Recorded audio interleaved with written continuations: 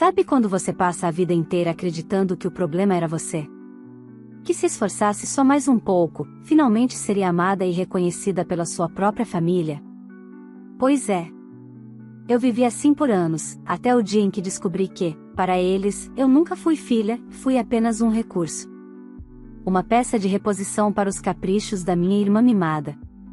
Quando eu decidi vender meu apartamento e conquistar minha liberdade, meu pai disse que eu tinha roubado o futuro da minha irmã. E foi aí que eles mostraram quem realmente eram. Tentaram me destruir, me chamar de louca e até tomar a casa que comprei com meu próprio suor. Só que eles esqueceram de uma coisa: quando uma mulher que sempre foi subestimada resolve lutar, ninguém consegue parar. Olá, seja bem-vindo ao canal Histórias Surpreendentes. Curta e se inscreva nesse canal, aproveite e ative as notificações. Comente aqui de qual cidade você está assistindo, vou adorar saber e deixar um coração no seu comentário. Eu sempre soube que, dentro daquela casa simples de bairro antigo em Campinas, eu nunca fui filha, fui apenas a sombra que servia de comparação para minha irmã. Enquanto Helena recebia flores no aniversário, eu ganhava uma lista de tarefas. Enquanto ela quebrava um vaso de cristal e recebia consolo, eu derrubava um copo e escutava que não presto atenção em nada. Desde cedo aprendi que amor, ali, era privilégio de quem sabia manipular. E eu cresci acreditando que merecia migalhas. Com 20 e poucos anos, comecei a trabalhar e a guardar cada centavo. Não era muito, a atendente de farmácia não ganha fortuna, mas era meu, e ninguém poderia tirar de mim. Pelo menos era isso que eu pensava. Cada nota economizada tinha um gosto de liberdade. Enquanto Helena desfilava no shopping com bolsas caras pagas pelos nossos pais, eu andava com tênis que comprei em promoção. Eles diziam que ela era especial, frágil, delicada. E eu? Eu era forte, independente, capaz de se virar sozinha. Uma forma bonita de dizer: não espere nada de nós. Aos 28 anos, fiz o impensável, comprei meu próprio apartamento com o dinheiro do meu esforço.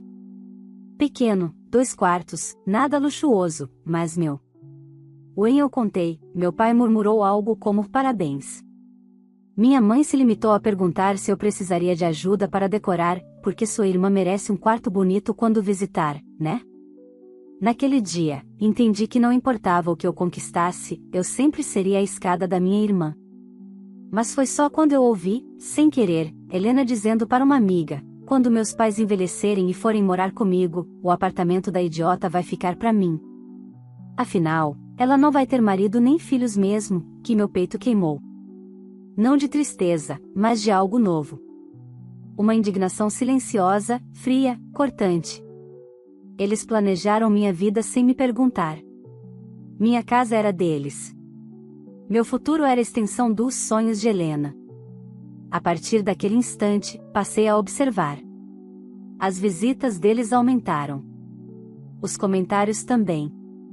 Por que você não nos deixa administrar seu imóvel? Quem sabe você passa para o nome da família, fica mais seguro. Sua irmã está pensando em casar, ela precisa de uma base. Era como ouvir termitas roendo madeira, devagar, porém constante. No início, eu sorria, fingia não perceber. Mas enquanto eles falavam, eu pesquisava silenciosamente alternativas. Guardava documentos, organizava minhas finanças. Porque uma coisa eu aprendi: pessoas que acham que você não merece nada, sempre tentam tomar tudo. E quando percebem que perderam o controle, elas viram monstros. Meu salário melhorou quando virei gerente de loja. Com o tempo, consegui juntar o suficiente para dar um passo além, um sonho que nem eu mesma sabia que tinha até então: uma casa. Uma casa de verdade, com quintal, luz natural, espaço para respirar. Não porque eu queria ostentar, mas porque eu queria finalmente existir sem pedir permissão. Foi quando um corretor me mostrou uma casa no Jardim Chapadão. Linda, iluminada, silenciosa. Eu entrei e me vi ali, cozinhando no meu ritmo, tomando café na varanda, tendo paz. E no dia em que assinei a compra, pus o apartamento à venda, meu telefone tocou. Era meu pai. A voz dele não era de parabéns, era de quem perdeu algo que achava que já era dele. Como assim você vendeu o apartamento? Eu tinha planos para ele. A sua irmã ia morar lá depois do casamento. Lembrei do silêncio engolido por anos. Da sensação de nunca ser nada. E respondi com a calma que aprendi com a vida: o apartamento era meu. E agora, a casa também é. Eu ainda não fazia ideia do que estaria por vir. Só sabia que, pela primeira vez, não era eu quem tremia. E, quando eles decidiram me enfrentar, descobriram que a filha esquecida não era tão submissa quanto pensavam. Meu pai desligou o telefone abruptamente naquele dia, mas a guerra não começou ali, começou na manhã seguinte. Eu acordei com o interfone tocando sem parar. Quando atendi, ouvi a voz da porteira, meio hesitante: seu pai e sua mãe estão aqui. E, sua irmã também. Engoli seco. Respirei fundo, contei até 5 e autorizei a entrada. Eu sabia que aquele momento chegaria, mas não imaginei que seria tão rápido. Quando a porta bateu, Helena entrou primeiro, como se fosse dona do lugar. Meu pai veio atrás, com o queixo duro, e minha mãe segurando a bolsa contra o peito, como se estivesse indo assistir a um velório, e talvez, na cabeça dela, estivesse mesmo. O velório do controle que tinham sobre mim. Isso só pode ser um mal-entendido, meu pai começou. Ninguém vende um apartamento assim, sem avisar a família. A família que nunca morou aqui? Respondi, firme. Que nunca pagou uma conta, nem um parafuso. Minha mãe me olhou como se eu tivesse cuspido uma blasfêmia. Não fale assim com seu pai, ela disse em tom baixo, quase moralista. Ele só quer o melhor para sua irmã. Helena se jogou no meu sofá, cruzando as pernas com aquele ar de princesa ofendida. Você fez uma loucura, ela disse. Esse apartamento era perfeito para mim. Você podia ter ficado aqui até encontrar um marido, sei lá. Agora vai desperdiçar dinheiro numa casa que nem combina com você. Houve um tempo em que ouvir aquilo me esmagaria. Hoje, causava só um incômodo leve, como quando uma mosca insiste em circular sua cabeça. Helena, falei, olhando direto para ela, o mundo não gira em torno de você. Nunca girou. Vocês só não perceberam porque eu nunca contestei nada. Meu pai bateu a palma da mão na mesa de centro. Você sempre foi ingrata. Sua irmã sempre precisou mais.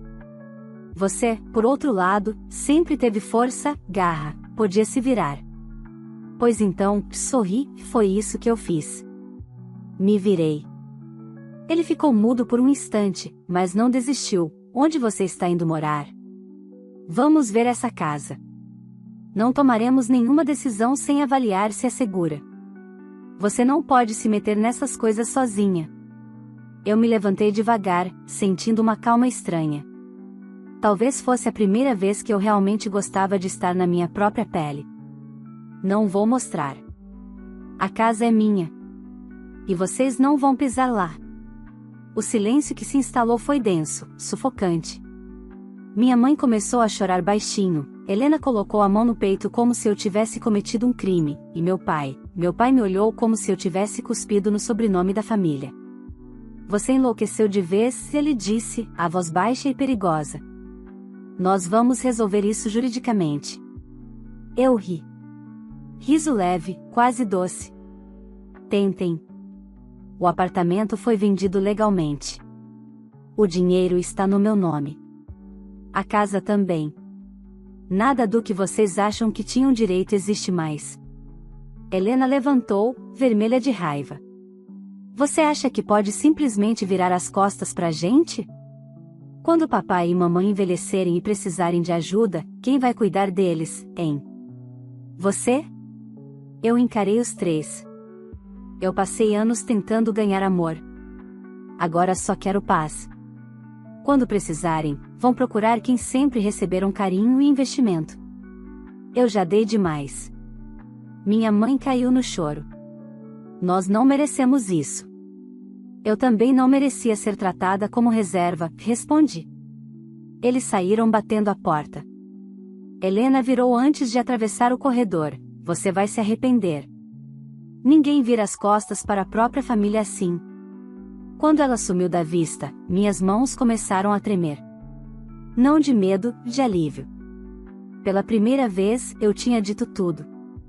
Eu tinha me escolhido. Eu tinha cortado cordas que me prendiam a uma vida inteira. Só que eu não imaginava que aquele seria apenas o primeiro ataque. E que o próximo viria mais sujo, mais violento, e tentaria destruir não só minha paz, mas minha nova casa. Mas eu já não era mais a filha esquecida. Eu era a mulher que aprendeu a sobreviver quando ninguém acreditou nela. Os dias seguintes foram um silêncio estranho. Nenhuma ligação, nenhuma mensagem. Eu sabia que não era paz, era estratégia. Era o tipo de calmaria que antecede tempestade. Tentei me manter ocupada, finalizei a mudança, comprei eletrodomésticos simples, arrumei o jardim.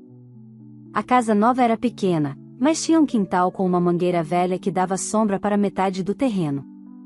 Eu passava horas ali, tentando entender como era sentir liberdade sem culpa. Na primeira noite na casa, eu dormi com as janelas abertas, sentindo o cheiro da noite e o som distante dos carros.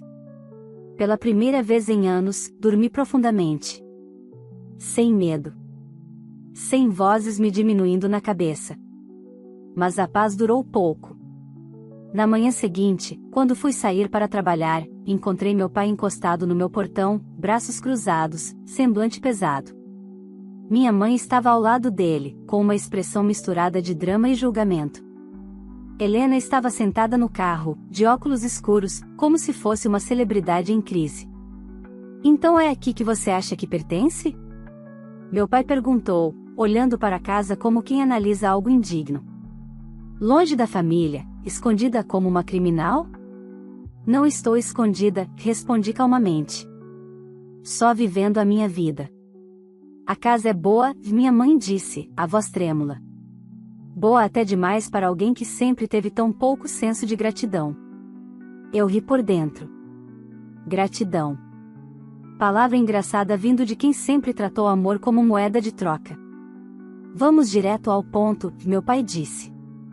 Você pode ficar com essa casa, mas queremos a escritura do apartamento de volta. Helena precisa de um lugar para morar antes do casamento. Isso que você fez foi cruel. Eu vendi o apartamento, respondi. Já expliquei. Não existe mais escritura. Já era. Ele se aproximou, tentando me encarar como quando eu tinha 10 anos. Você sempre foi a filha difícil. A gente te deu tudo que podia. E é assim que você retribui? Tomando o direito da sua irmã? Direito. Era isso que eles pensavam. Que minha vida era uma dívida com eles e um presente para Helena. Pai, vocês nunca me deram nada além de obrigação, falei. E sim, agora entendi que eu não devo nada a vocês. Minha mãe fungou alto. Deus tá vendo isso, ainda bem, respondi. Ele viu todos os aniversários que vocês esqueceram, todas as refeições que fiz sozinha enquanto paparicavam a Helena, viu quando meu pai disse que investir nela era retorno garantido e que eu era desnecessária. Se ele tá vendo, ele sabe a verdade melhor que vocês. O rosto do meu pai ficou roxo. Você vai pagar por essa arrogância. Já paguei anos demais, respondi. Agora é minha vez de viver. Minha mãe tentou mudar de estratégia. Olha, querida, nós não queremos brigar. Só precisamos que você entenda que Helena tem mais necessidade. Ela sempre foi mais sensível, você sabe disso. Nós não podemos deixá-la sofrer. Mas podem me ver quebrar, né? Retruquei. A sensibilidade dela justifica a crueldade com a minha vida? Silêncio. Eu poderia ter terminado ali e entrado para casa, mas havia algo dentro de mim que precisava ser dito, pela menina que fui. Vocês nunca me viram. Mas agora vão ver. Vão ver que eu não sou apoio, não sou reserva, não sou plano B. E se depender de mim, Helena que lute. Eu lutei sozinha a vida inteira. Meu pai apontou o dedo na minha cara. Nós vamos tirar essa casa de você. Você vai ver. Podem tentar, respondi. Mas não vão conseguir. E quanto mais insistirem, mais longe ficarão de mim. Eles saíram, furiosos. Helena baixou a janela do carro antes de irem embora. Você acha que venceu? Acha que comprando uma casinha vai ser melhor que eu? Ela cuspiu. Você nunca vai ser nada. Nunca. Já sou mais do que eu era quando ainda tentava ser você, respondi, olhando firme. Quando eles foram embora, minhas mãos estavam tremendo. Mas não era medo, era adrenalina. Era como se, cada vez que eu falava, tirasse uma pedra enorme de cima de mim. Essa foi a primeira tentativa deles. E pela reação, eu sabia, eles não iam recuar. Quem cresce acostumado a ter tudo nas mãos não aceita perder sem lutar sujo. Eu fechei o portão e respirei fundo. Pela primeira vez, senti que eu não estava fugindo do passado, estava enfrentando ele de frente. E a próxima batalha seria ainda mais baixa. Eles iam tentar me destruir onde mais dói, no trabalho, na reputação e até judicialmente. Mas eles esqueceram um detalhe importante: uma mulher rejeitada que aprende a viver sem depender de amor, se torna invencível. Eu achava que minha família já tinha chegado ao fundo do poço quando tentaram tomar o meu apartamento. Mas quando uma pessoa sente o controle escorrer pelos dedos, ela se agarra até nos espinhos. E meus pais, principalmente meu pai, não aceitariam perder o domínio que tiveram sobre minha vida toda. Não sem lutar sujo. A primeira investida deles veio através de uma ligação inesperada da diretoria da rede onde eu trabalhava. Eu estava em meio ao fechamento de caixa quando meu gerente me chamou à sala dele, com uma expressão desconfortável. Recebemos uma denúncia, e ele disse. Algo sobre você ter desviado o dinheiro da sua família para comprar sua casa. Uma acusação de abandono moral e de ingratidão com pais idosos. Palavras exatas. Meu estômago gelou, mas não me surpreendi. Meu pai sempre soube como manchar reputação com elegância. Vocês acreditaram nisso? Perguntei, mantendo a voz firme. Eu te conheço, ele respondeu. Sei da sua seriedade. Mas denúncias assim precisam ser registradas, ainda mais quando alguém se dá ao trabalho de enviar documentos, fotos, prints. Eu fechei os olhos. Claro. Eles haviam vasculhado minha vida digital. Provavelmente reviraram minhas redes sociais, buscaram conversas antigas, inventaram histórias. Quando senti o coração acelerar, respirei fundo. Eu precisava ser a versão mais forte de mim. Posso provar tudo, afirmei. Cada real que usei foi fruto do meu trabalho. Ele concordou. Eu sei. O RH vai te chamar só para formalidade. Não se preocupe. Saí de lá com as mãos suando. Respirei fundo, fui ao banheiro e olhei meu reflexo. A menina que buscava aprovação ainda existia, mas agora ela sabia lutar. Horas depois, recebi uma mensagem inesperada da minha mãe. Querida, passamos mal depois daquela conversa. Seu pai está arrasado. A família inteira está chocada com a sua atitude. Ainda dá tempo de corrigir tudo. Pense bem. Era impressionante. Eles feriam e ainda queriam que eu me sentisse culpada pela dor deles. Eu não respondi. Naquela mesma semana, uma vizinha da nova casa me parou no portão. Seus pais estiveram aqui, disse, franzindo o senho. Disseram que você tá passando por um surto, que precisa de ajuda, que a casa não devia ser sua. Ela parecia esperar que eu confirmasse. Eles estão acostumados a me controlar, respondi calmamente. Agora que não conseguem mais, inventam histórias. Ela concordou devagar, e percebi que acreditava em mim. Mas o dano estava feito. Eles tentavam me pintar como desequilibrada. Uma técnica velha. E covarde. Numa noite, a campainha tocou. Não era meus pais dessa vez, era Helena. Vestida como sempre, roupas caras, salto alto, perfume marcante. Mas havia algo diferente, talvez o fato de que ela não estava sorrindo. Preciso falar com você, ela disse. Não é um bom momento, respondi, já cansada. Vai ser, ela insistiu, entrando sem ser convidada e fechando a porta atrás de si. Eu respirei fundo. Claro. Helena nunca ouviu não na vida. A mamãe está chorando todos os dias, ela começou, dramática. O papai não dorme. Você destruiu nossa família. Eu ri, de leve. Era quase cômico. Eu destruí? Ou vocês só estão lidando pela primeira vez com alguém que não abaixa a cabeça? Ela se aproximou. Você deveria ter pensado na gente antes de vender aquele apartamento. Eu ia morar lá. Era o plano. Você tirou o meu futuro. Não, Helena. Eu tirei a fantasia que vocês criaram. Você nunca teve direito ao que era meu. Ela respirou fundo, tentando manter a postura. Você sempre foi invejosa. Só fez isso para me prejudicar. Aquilo foi tão absurdo que eu quase gargalhei. Eu passei a vida inteira tentando ser aceita. Tentando fazer parte. E agora você acha mesmo que tudo que eu fiz foi por você? Não, Helena. Pela primeira vez, fiz algo por mim. Ela ficou vermelha, mas não cedeu. O papai conhece pessoas na prefeitura. Ele vai fazer você perder essa casa. Você não é ninguém.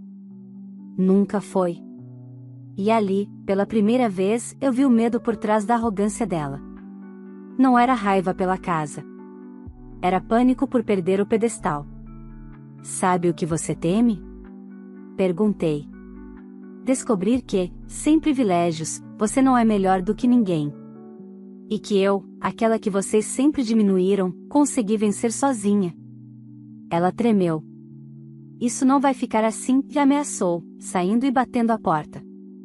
Fiquei em silêncio, ouvindo o eco da porta. Meu peito doía, sim. Não vou mentir. Família deveria ser abrigo, e ali eu só encontrava tempestade.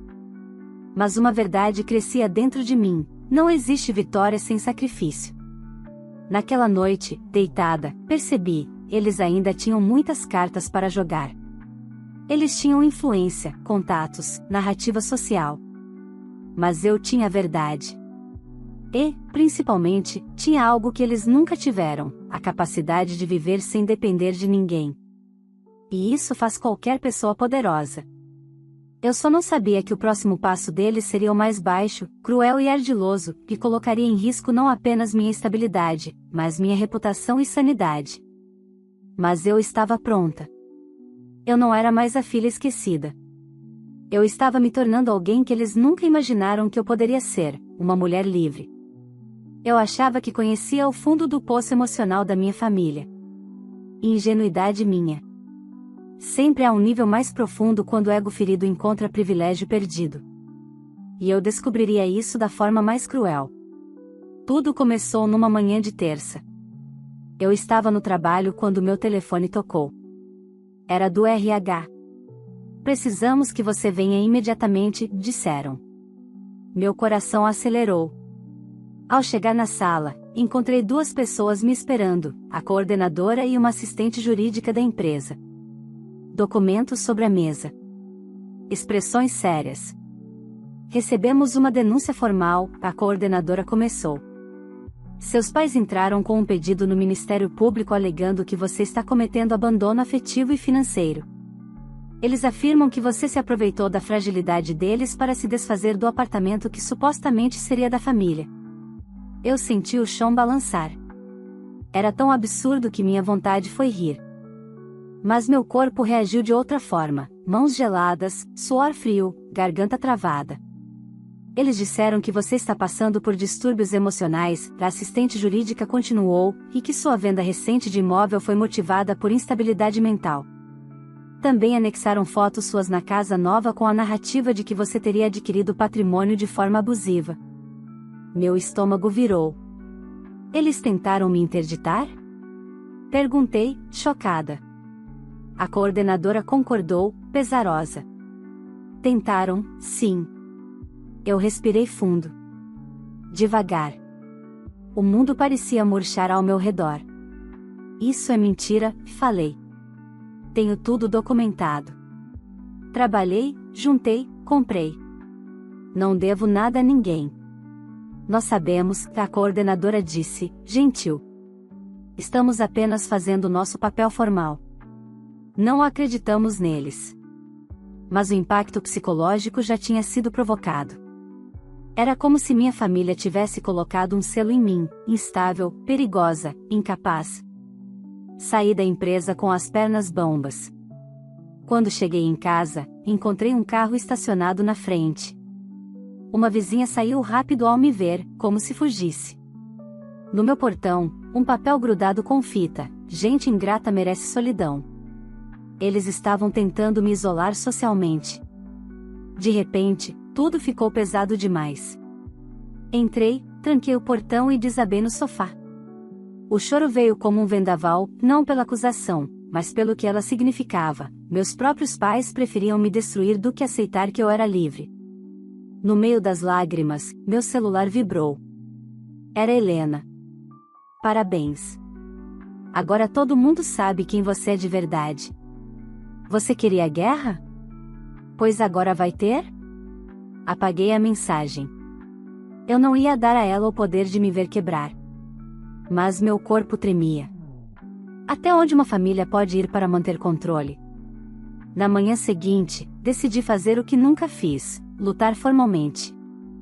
Procurei uma advogada, expliquei tudo, mostrei comprovantes, extratos, mensagens. A advogada me ouviu em silêncio e então falou: você não está lidando com uma disputa familiar. Está lidando com abuso psicológico e perseguição. Isso é violência moral e patrimonial. E você tem provas suficientes para se proteger, e para contra-atacar, se quiser. Eu arregalei os olhos. Nunca pensei que fosse ouvir alguém validar minha dor daquela forma. Eles acham que você é frágil, ela continuou. Mal sabem a força que nasce de uma mulher que precisou sobreviver sozinha.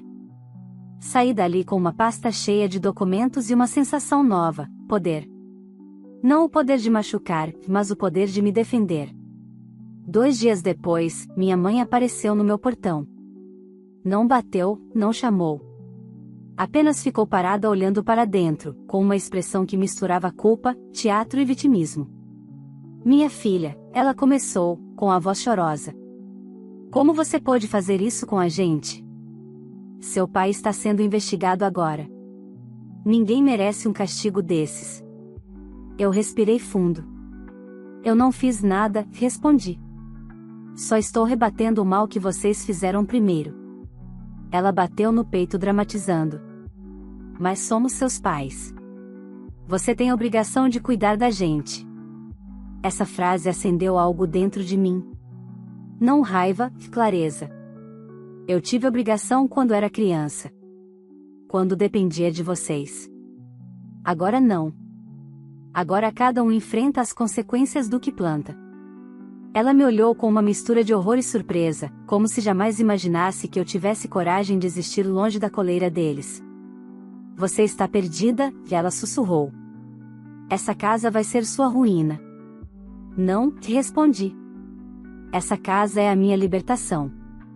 Ela foi embora chorando. Ou fingindo chorar, como sempre fez quando não consegue manipular alguém. Entrei, fechei a porta e sentei no chão da sala.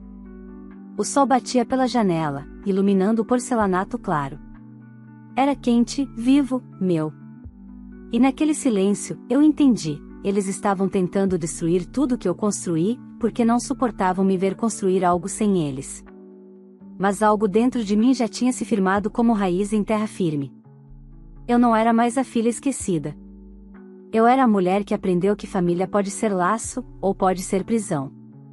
E eu finalmente tinha escolhido ser livre.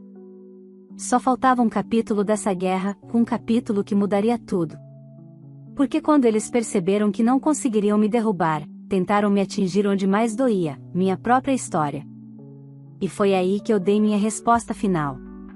Quando a gente pensa que alguém já usou todas as armas, é aí que eles revelam as que escondiam no fundo do peito, aquelas feitas de veneno e desespero.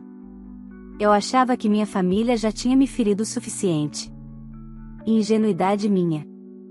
Sempre existe mais uma ferida para quem nunca te enxergou como filha, mas como ferramenta. A última tentativa deles veio de um jeito silencioso. Primeiro, uma tia distante me mandou mensagem: estou muito triste com o que você fez com seus pais. Eles sempre te deram tudo. A palavra tudo me deu um embrulho no estômago. Engraçado como quem nunca esteve perto se acha no direito de julgar com base numa versão fabricada. Não respondi. Logo depois, uma amiga de infância me enviou um áudio. Seu pai falou que você teve um surto e vendeu o apartamento sem pensar. Que eles estão preocupados com sua saúde mental. Eu soltei uma risada amarga. Era isso, agora eu não era ingrata, eu era louca. Uma mulher independente que toma decisões só pode estar doente, certo? Era assim que eles pensavam. Mas o golpe final veio numa manhã fria de sábado. Eu estava regando minhas plantas quando ouvi batidas fortes no portão. Quando abri, encontrei 3 pessoas, minha irmã Helena, meu pai e um pastor da igreja deles. O rosto dele estava cheio de pena, como se olhasse para alguém que havia perdido tudo. Helena cruzou os braços, soberba como sempre. Chegou a hora de acabar com isso, ela declarou. Meu pai completou, o pastor veio orar por você. Você precisa de cura. Não está raciocinando. Está tomada pelo orgulho, pelo egoísmo. Eu respirei fundo. Lágrimas arderam atrás dos olhos, mas eu não deixaria cair. Não naquela frente. Vocês realmente acreditam nisso? Perguntei, com a voz baixa mas firme. Que eu estou doente só porque parei de servir vocês. O pastor deu um passo à frente, com aquele tom de mansidão ensaiada. Filha, o perdão liberta. Volte para sua família. Deixe essa mágoa para trás. Helena riu. Mamãe tá doente de tristeza. Você está acabando com ela. Meu peito apertou, não vou negar. Parte de mim queria gritar que eu nunca quis guerra, que eu só queria existir em paz. Mas outra parte, a parte que finalmente havia aprendido a respirar sem cordas no pescoço, falou mais alto. A família que vocês querem que eu volte nunca existiu para mim, respondi. Meu pai levantou a mão, como se me mandasse silenciar. Velha mania de gente que acha que a própria voz vale mais. Você vai se arrepender. Nós ainda vamos impedir que você viva nessa casa. Você não tem estrutura emocional para isso. Minha voz saiu calma, quase suave. Vocês já tentaram me impedir de respirar dentro da própria casa emocional durante anos. Agora estão tentando com a física. Mas chegou tarde. Eu virei para o pastor. Pastor, com todo respeito, sua oração não é para minha liberdade, é para que eu volte a ser obediente. E isso eu não serei nunca mais. Helena revirou os olhos. Nossa, olha como você fala. Ingrata. Egoísta. Você nunca foi ninguém. Foi aí que senti algo dentro de mim se encaixar. Eu sorri, não por felicidade, mas por libertação. E mesmo assim, cheguei aqui. Sozinha. Enquanto vocês só conseguem existir dependendo de alguém validar vocês. Helena ficou lívida, meu pai ficou roxo de raiva. Eles esperavam gritos, lágrimas, súplicas. Receberam firmeza. Percebendo que não tinham mais poder ali, eles recuaram. Mas antes que saíssem, eu disse, e tem mais, meus advogados já enviaram resposta ao Ministério Público. Vocês tentaram me destruir, e agora vão responder por isso. Não por vingança. Por justiça. Meu pai abriu a boca, mas eu fechei o portão devagar, olhando nos olhos dele até o último segundo. O clique da tranca ecoou como ponto final. E de repente, o silêncio, era paz. Nos dias seguintes, o vento mudou. O processo que eles tentaram abrir virou contra eles. Pessoas começaram a perceber a verdade. Até parentes que antes me julgavam passaram a perguntar timidamente o que realmente aconteceu. Helena desapareceu das redes sociais por um tempo, provavelmente para evitar ver comentários questionando a versão dela. Meu pai? Chamado para se explicar pela tentativa de me interditar sem motivo legal. Minha mãe? Silenciosa. Talvez entendesse enfim que a manipulação não funcionaria mais. Ou talvez apenas estivesse colhendo o que plantou. Quanto a mim, eu floresci. Comecei um curso de jardinagem. Fiz amigas. Dei risada até tarde com vizinhos no portão. Arrumei móveis com minhas próprias mãos. Plantei um pé de jabuticaba no quintal. Não porque eu queria frutas, mas porque queria raízes minhas, por escolha e merecimento, não por obrigação. Um dia, meses depois, Helena apareceu de novo. Sem arrogância. Sem salto. Sem maquiagem. Apenas olhos cansados. Eu perdi tudo, ela disse, voz baixa. Papai e mamãe estão culpando um ao outro, e eu não sei o que fazer. Eu não senti vitória. Senti humanidade. Agora você vai aprender a ser você sem pedestal, respondi. Talvez seja a melhor coisa que pode te acontecer. Ela chorou. Eu não abri o portão. Mas também não virei as costas. Apenas deixei o tempo responder por mim. Porque a verdade é simples, eu não venci destruindo-os. Eu venci construindo a mim mesma. Hoje, quando acordo com o sol entrando pela janela da minha casa, sinto uma paz que nunca imaginei sentir. Não porque não existe dor, mas porque agora ela é só minha, e eu sei curá-la. E cada vez que alguém diz que uma mulher sozinha é frágil, eu rio. Porque eu sei a verdade, mulher sozinha não é frágil. Frágil é quem precisa controlar outra para se sentir alguém. Eu, finalmente, me tornei minha própria família.